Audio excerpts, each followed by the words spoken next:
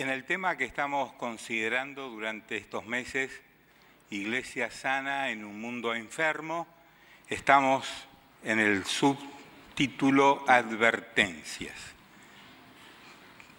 que probablemente, a mi criterio, son las advertencias de suma importancia para la continuidad del ministerio de una congregación cristiana como la nuestra.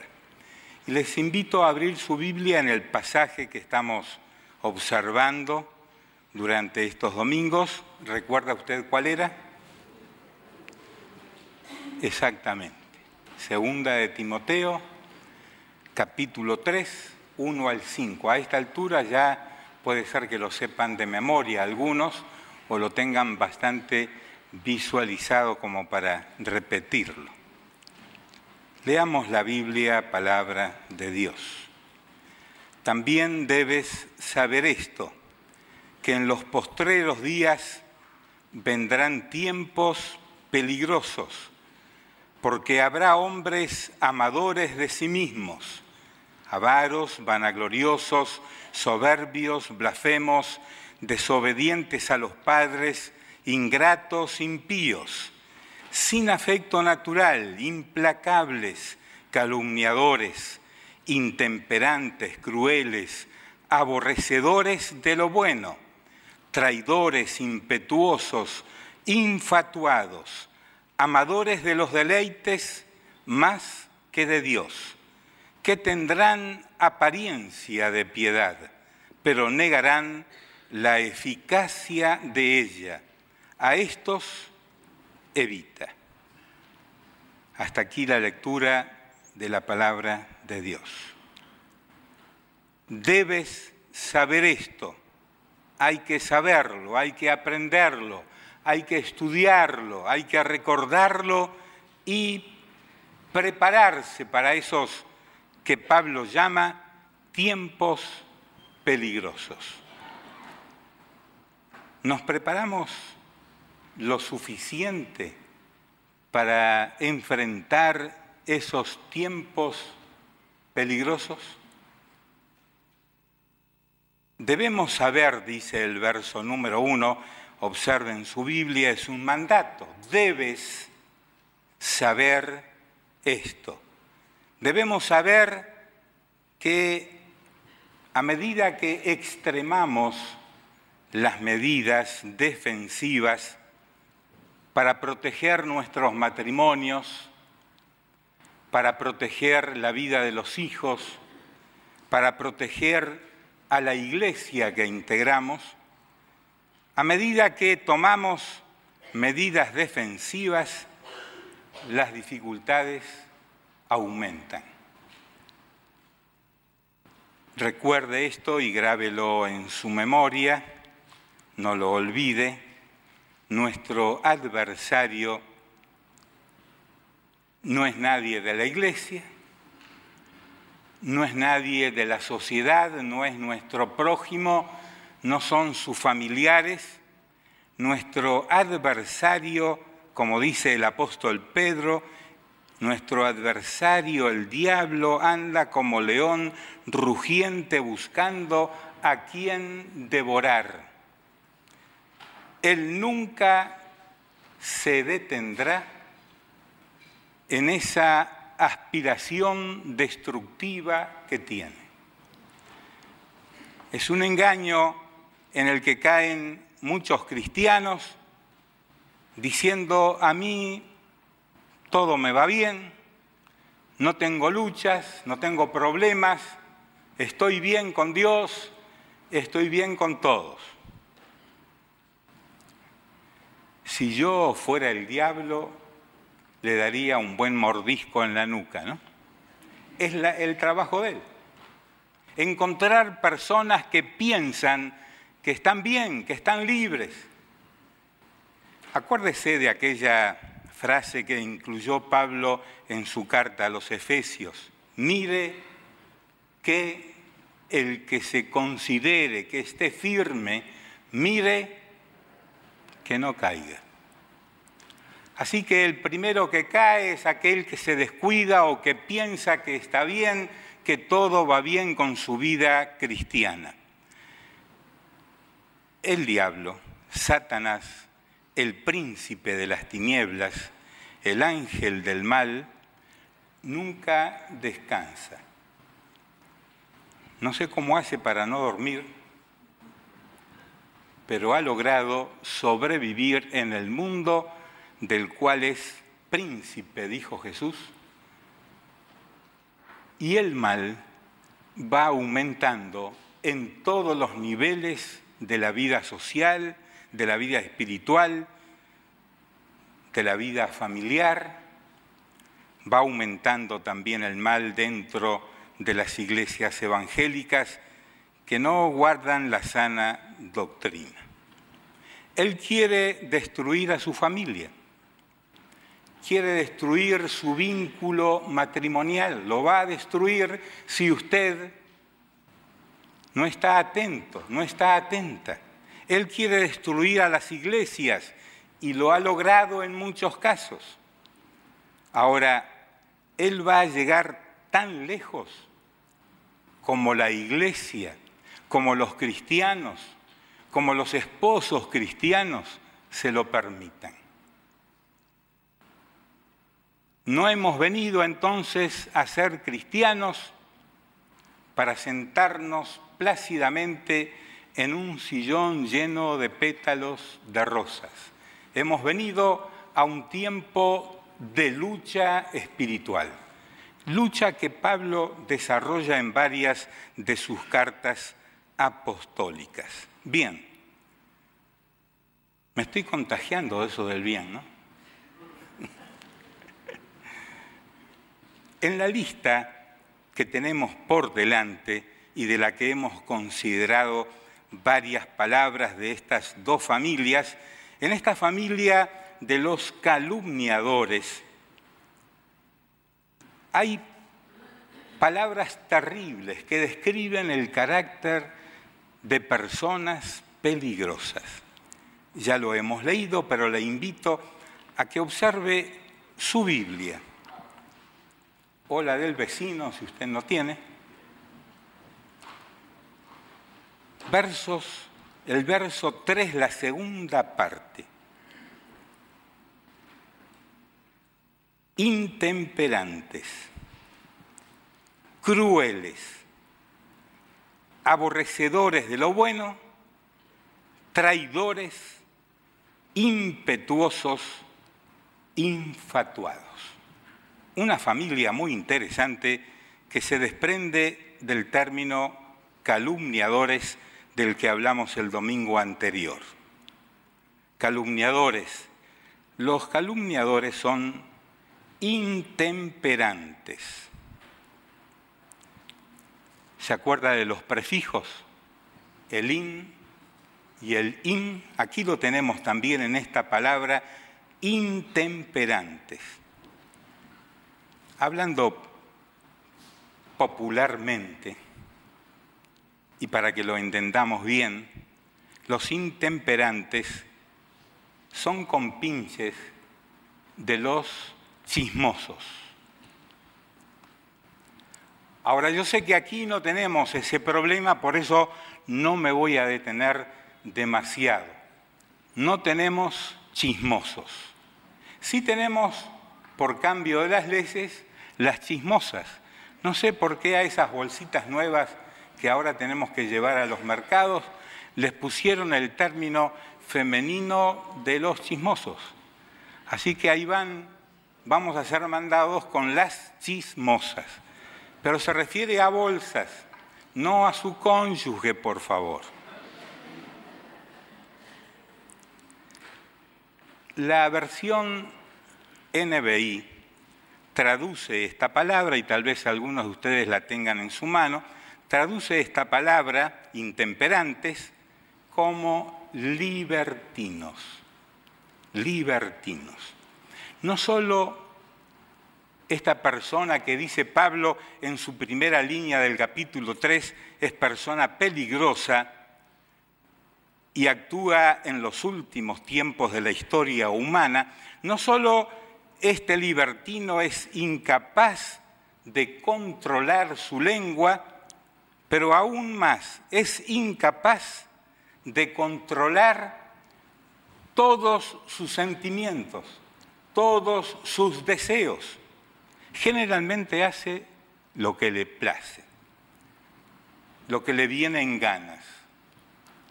Ahora, eso no debiera de ocurrir con personas nacidas de nuevo, como usted y yo.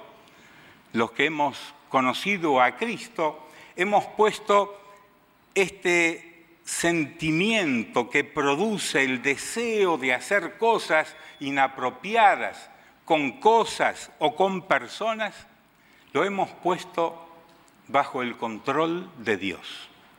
A eso Pablo lo llama dominio propio. Así que ponemos garra en el asunto y bajo el control del Espíritu Santo somos capaces de controlar la lengua. ¿Amén? ¿Estoy sordo hoy o no escuché nada? Y en ese contexto sabe lo que quiero decir cuando hablo de lengua. No me refiero únicamente al miembro que tenemos en nuestra boca y que es de tanta utilidad cuando comemos, cuando hablamos, cuando cantamos.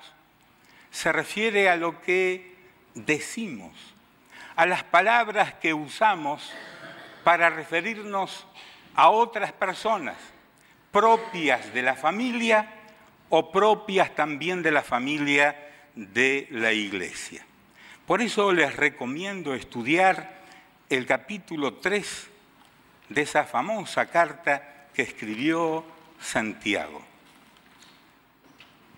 ¿Qué capítulo este, Dios mío? Hay que leerlo sentado y con tranquilidad. Yo les voy a leer un solo versículo. Capítulo 3, verso 2. Pero les sugiero que lea esto en su casa, tranquilo, considerando cada frase hasta el verso número 12. Yo leo hoy aquí el 2. Porque todos ofendemos muchas veces. Ahora, si hay alguien que no está de acuerdo con Santiago, cuando lo vea en el cielo, le dice: Santiago, se te fue la mano. ¿Será que todos ofendemos? Y dice Santiago, muchas veces. El superlativo aquí es infinito. Si alguno no ofende en palabra, este es varón perfecto, capaz también de refrenar todo el cuerpo. Y aquí sacamos una nota de alegría para las damas, porque Santiago habla de los varones. ¿Dónde estaría metido Santiago que veía que los varones perfectos, capaces de refrenar su lengua y de no ofender a nadie, si hacían eso, eran capaces también de refrenar todo el cuerpo? Por eso Pablo lo pone en la lista de los tiempos difíciles como personas intemperantes, crueles, aborrecedores de lo bueno, traidores, impetuosos, infatuados. Todo eso en las personas que son intemperantes. En la familia, en segundo lugar, en la familia de los calumniadores, encontramos otra palabra que oscurece la vida, que no nos simpatiza. Es la palabra crueles. Es un término que puede ser traducido también con otra palabra, que es más definida en su expresión para el idioma español. La palabra es feroz. La palabra que Pablo escribió originalmente se refería a eso. Su uso en aquel tiempo era para indicar que un animal no era domesticado. Ahora Pablo toma esa palabra que se refería a los animales no domesticados y la pone para referirse a personas que actuaban en la sociedad, en las familias y en la iglesia en forma feroz, crueles. ¿Conoció alguna vez a algún cruel, algún feroz? Si no, le sugiero que escuche un informativo uno de estos días. Sobre todo hay un canal muy amarillista que los muestra a los feroces de la sociedad que pueden hacer cualquier desastre, lo que se les ocurra. Ahora, llevamos eso al plano de la vida familiar y de la vida familiar cristiana y de la Iglesia de Cristo. La sugerencia para los solteros y solteras es que no te cases con un feroz, con un cruel. Tendrían los solteros que tener un formulario como esos que repartimos para los ministerios, para preguntarle al posible candidato o candidata a casamiento, para averiguar si es feroz, cruel o no. ¿Habría alguna manera de averiguarlo? El pasaje termina, como con todas las familias de palabras que tenemos aquí, termina diciendo: a estos evita. Podemos vivir en una ciudad, en un país, estar con personas de este carácter, pero si puedes, evítalos. No te cases con ellos. No te pongas de novio con un feroz. No pongas, iglesia, a una persona así a ningún ministerio de la iglesia. ¿Se imaginan ustedes a un cruel, feroz en un ministerio de la iglesia? Y tristemente, debemos reconocer que alguna vez le abrimos la puerta a un feroz. Y cuánto daño hace un animal no domesticado.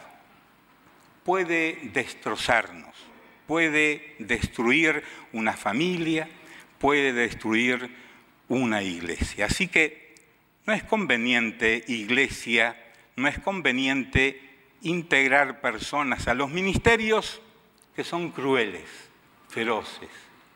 Observa, iglesia, cómo conviven las personas en sus familias, en sus trabajos. Hay que elegir a los que son pacíficos y tienen disposición de ser humildes.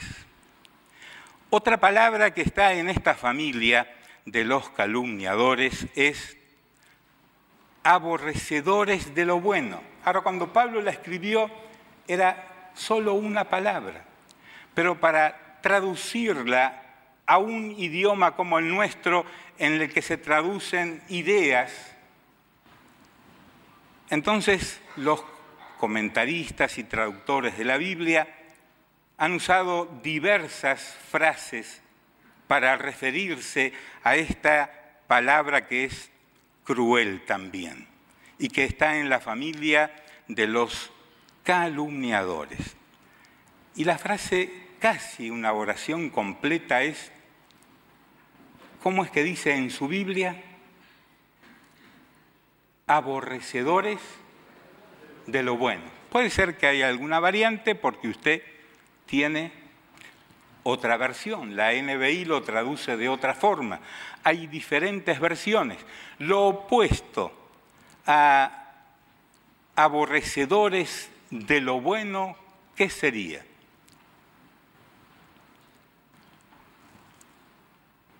Los que aman lo malo. ¿Será posible, dígame usted, que es más inteligente que yo, ¿será posible que hay personas que aman hacer lo malo? ¿A usted le gusta, y ahora vamos más cerquita de nosotros, a usted le gusta castigar a su familia con palabras, y muchas veces tal vez con sus manos cerradas o abiertas. ¿Hay quien disfrute de hacer lo malo? Bueno, no le pido que se ponga de pie porque seguramente no tendré ningún éxito de personas que se ponen de pie para decir yo amo lo malo.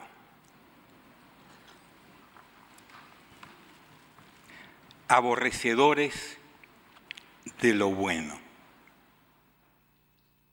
Alguien que ama lo que está mal no debería de casarse con una pareja cristiana. Alguien que actúa de esta manera no debería llamarse cristiana. ¿Está de acuerdo conmigo? Entonces ya lo sabe, como dice Pablo en el verso 1, debes saber esto. Y lo otro que debemos de saber es lo que dice al final de cada una de estas palabras. Entonces, si ya lo sabes, evítalos. Lo único que yo puedo hacer por esas personas como persona cristiana es orar por ellos. Tenemos que orar por los aborrecedores de lo bueno, por los que aman hacer mal las cosas. Tenemos que orar por cuánta gente está en nuestra sociedad y en nuestro mundo haciendo el mal. Muchos de ellos en los primeros lugares de la acción social y política del país, otros más abajo y otros le siguen. Pero ese mal cruza verticalmente a toda la sociedad. No debería de entrar ese espíritu de conductas malas, esas personas, en las vidas de las iglesias. Me refiero a la membresía, me refiero a los ministerios, me refiero al liderazgo. ¿Se imagina usted una persona así enseñando la Biblia en la escuela dominical? ¿O predicando aquí? Así pues, la familia y la iglesia deben estar vigilantes para que estas personas, si llegan a la comunidad cristiana, les podamos presentar a Cristo como Salvador de esa condición de vida que tienen. Todos tenemos la misma oportunidad de ser salvos, de arrepentirnos de nuestros pecados. Y todos éramos en tiempos pasados, unos más, otros menos, teníamos este carácter. Amábamos hacer lo malo. Nos entregamos en el pasado, tal vez muchos años algunos, menos años otros, nos entregábamos a hacer lo malo. Eso está en el corazón mismo de las personas a medida que comienzan a crecer y desarrollar sus vidas. Para los tiempos peligrosos vendrán personas que tienen esta forma de vivir y de actuar. Eviten personas así, dice Pablo. En cuarto lugar, el verso 4 inicia con la cuarta palabra parienta de calumniadores. Y aquí también tenemos una palabra triste, penosa. ¿Cómo dice la palabra? Traidores. Traidores. ¿Alguna vez alguien le dijo a usted, sos un traidor? ¿Te cambiaste de Peñarol a Nacional, sos un traidor?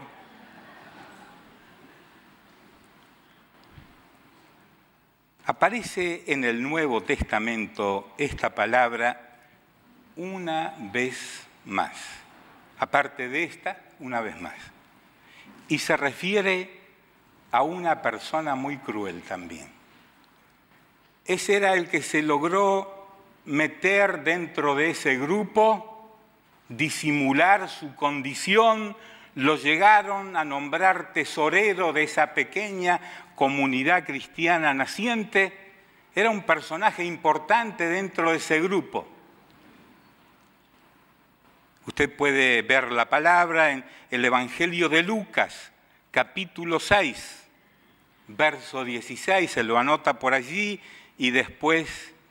Y la forma en que lo narra Lucas, que lo pone Lucas, también es muy interesante, ¿no? El que habría de ser traidor, ¿no? Dice Lucas. En la clase de persona que se volverá contra nosotros en tiempos peligrosos están los traidores del Evangelio, los traidores de la familia. Como Judas podrá estar entre nosotros. Llegará a ser el tesorero de la iglesia. Bueno, haciendo una similitud entre Judas, el que llevaba la bolsa, tesorero del grupo, y los tesoreros actuales. No estoy diciendo que nuestros tesoreros son traidores, pero se meten en los primeros niveles de la sociedad, ministros de Economía y de ahí para abajo. Se meten en las organizaciones donde se manejan fondos y defraudan. Se meten también en la vida de las iglesias. El carácter de estas personas y de esta palabra está vinculado con deslealtad, hipocresía y calumnias. Ese es el estilo de vida de esas personas. Yo desearía que hubiera alguna forma de detectar en forma temprana este tipo de personas, esta clase de personas. Yo me he topado con algunos, no muchos, a través de los años de mi vida, me he topado con algunos, incluso metidos dentro del cuerpo de Cristo. Pero me enteré después que se manifestaron. Una frase que se dice en esos casos es: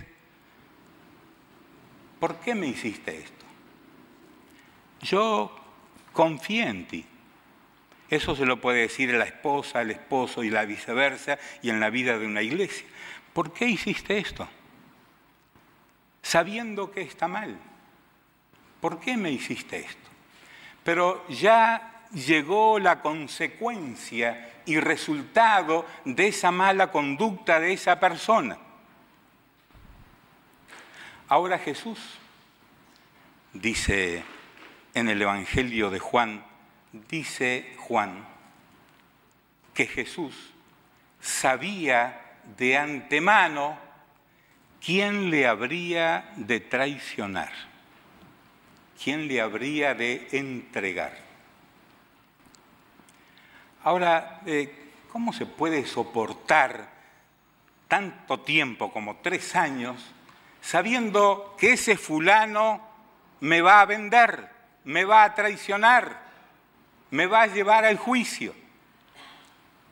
Usted no escuchó, por lo que leemos en los evangelios, ninguna afirmación negativa hacia Judas de parte de Jesús, salvo allí en la última cena.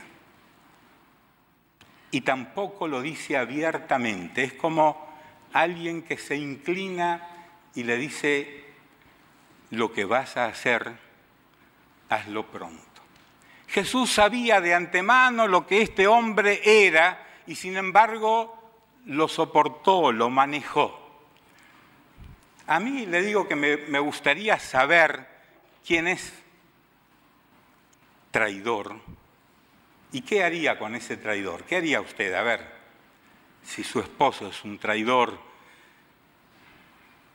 alguien del trabajo, ¿usted qué haría? Eso que les mencioné el otro día, que alguien me comentó, y yo le agarraría el cuello y primero para un lado, después para el otro. Es por eso que esta figura del traidor aparece escondida, disimulada. Si no se imagina cuántos errores haríamos con nuestros semejantes. Al fin yo pienso que Jesús se dijo a sí mismo: bien, es un traidor, pero tiene 3 años por delante. Capaz que se arrepiente, capaz que cambia de vida. Hay que darle una oportunidad.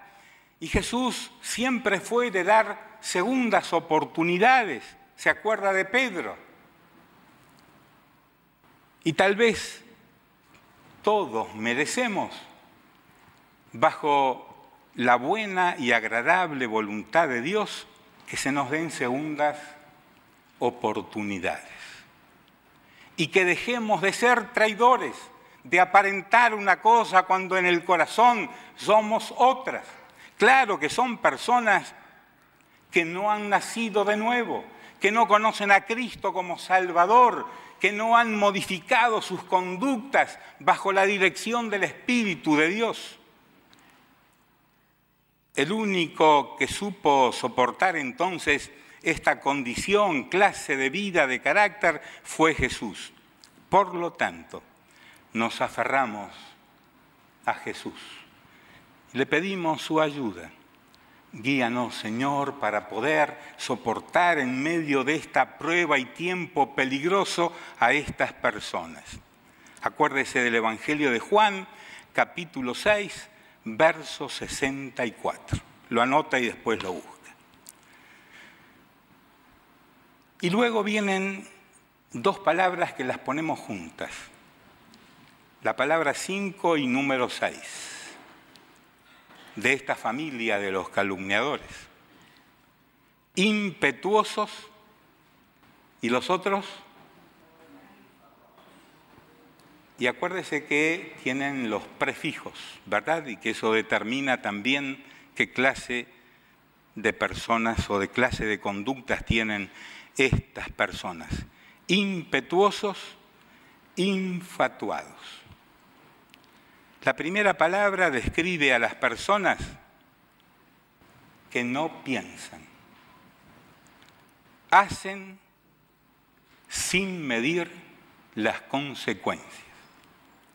¿Conoce alguno de esos? Me vinieron las ganas y lo hice.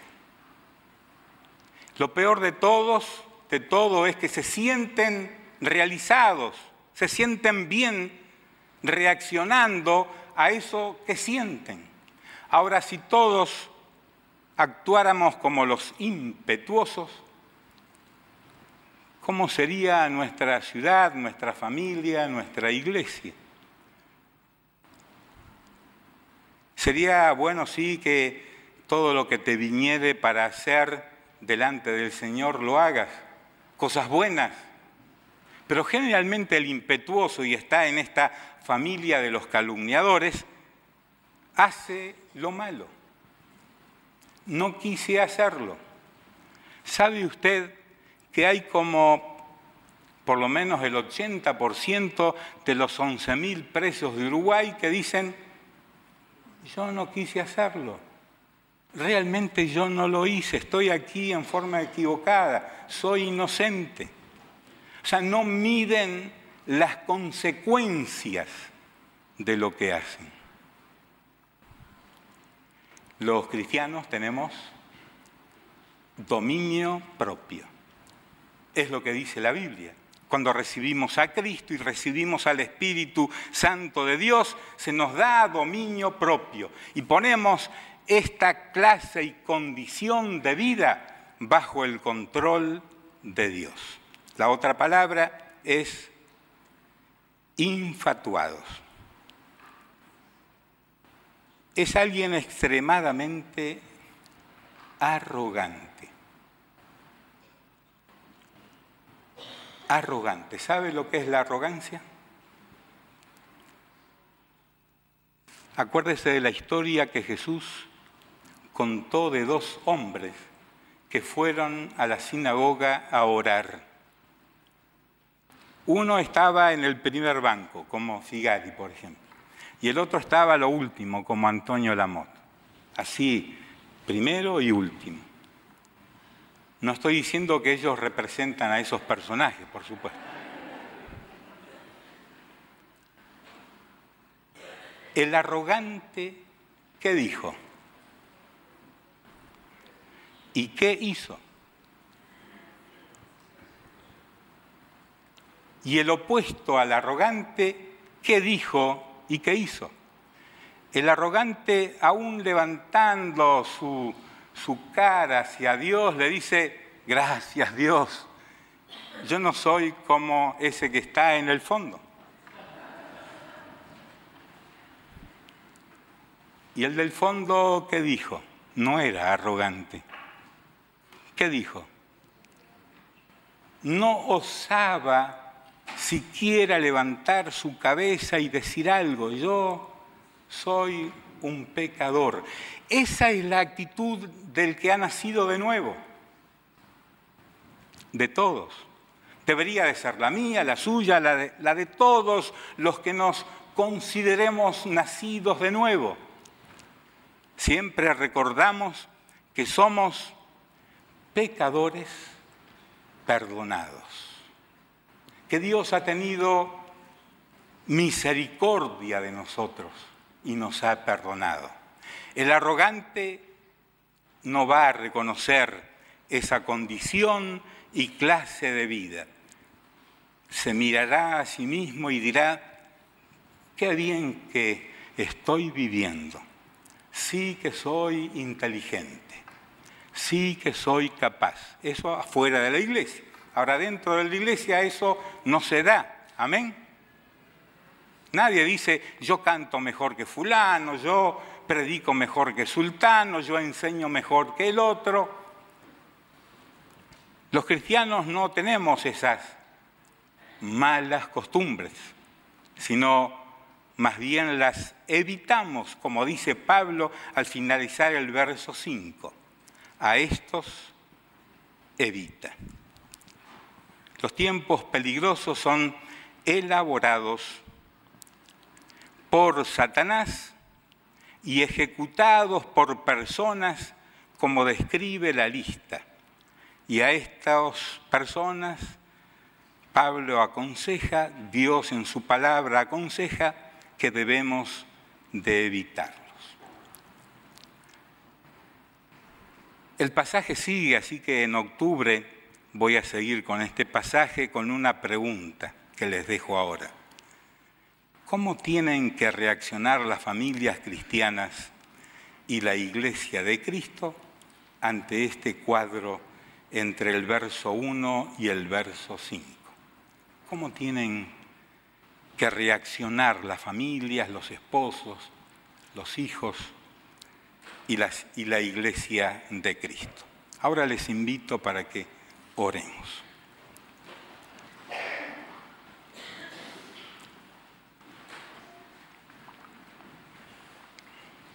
Cantamos muy a menudo: Señor, yo quiero ser como tú eres. Quiero ser como tú, oh Dios. Y Señor, te pedimos perdón si lo decimos en forma vana.